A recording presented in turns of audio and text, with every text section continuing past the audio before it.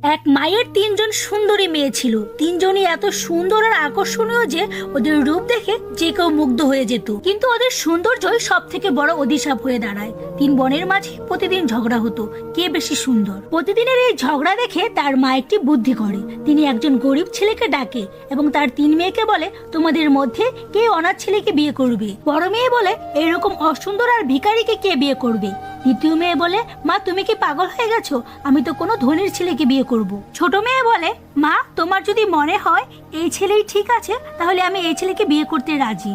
পরের দিন ছোট মেয়ের সাথে ওই ছেলের বিয়ে হয়। বিয়ের পরে মা তার মেয়েকে বলে, মা এই ছেলে কোনো ভিখারি না, ও একজন রাজার ছেলে। এটা শুনে দুইজন বড় বোনই অবাক হয়ে যায়। ছোট মেয়ে আশ্চর্য হয়ে জিজ্ঞাসা করে, মা তাহলে এই ভিখারি কেন সেজেছিল?